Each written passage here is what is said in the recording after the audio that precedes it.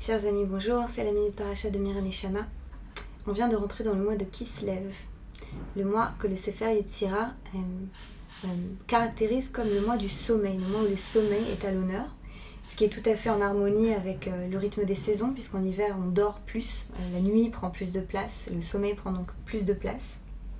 Et voilà que notre paracha, la paracha Vayetse, commence par quelqu'un qui va dormir, par Yaakov Avinu qui va se coucher, par un sommeil, et puis par un réveil, qui est un réveil physique mais aussi un réveil spirituel, puisque lorsqu'il se réveille, Yaakov, se rappelant de son rêve, s'exclame « Achen yesh Hashem b'makom hazeh ve'anochi lo yadati » Yaakov s'exclame « Et oui, en effet, il y a Dieu dans ce lieu-là, et moi, je ne le savais pas. » Ce qui est à mon sens une description vraiment très pertinente et très belle de l'éveil spirituel. L'éveil spirituel comme un mouvement qui ne consiste pas à trouver quelque chose de nouveau, mais plutôt à reconnaître quelque chose qui était toujours déjà là, et que simplement on n'avait pas vu avant, on ne savait pas avant, et on en prend maintenant conscience.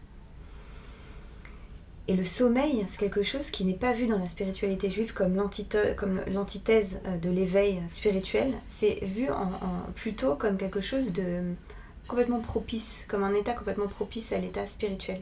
Le Talmud appelle le sommeil Echad Meshishim Benevoa, un 60e de prophétie. La prophétie non pas comme capacité à voir le futur, mais comme capacité à recevoir, selon les termes du rabbi de Piaseczna, une ashram marom, une inspiration qui vient d'en haut. C'est-à-dire recevoir quelque chose vraiment du divin, se rendre disponible. Voilà comment il définit le sommeil. Et le Piaseczna, justement, dans ses instructions pour la technique de méditation chassidique qu'on appelle la Hashkata, que j'enseigne beaucoup dans mon groupe de méditation francophone Neshama, dans ses instructions pour la Hashkata, il commence par citer ce passage du Talmud et par nous dire que en fait, l'état méditatif, ça va être un état dans lequel on va essayer de retrouver ce matzav chez le Shena, cet état entre la veille et le sommeil dans lequel l'ego se calme un petit peu.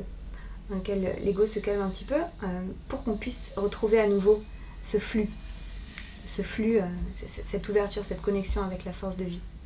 Et voilà l'invitation pour cette semaine et pour ce mois-ci, qu'on investisse dans notre sommeil, qu'on regarde dans nos rêves et qu'on investisse dans notre méditation, qu'on prenne du temps dans notre méditation aussi pour faire cet espace-là, pour pouvoir non pas chercher, non pas être dans la quête spirituelle, mais plutôt dans la réception.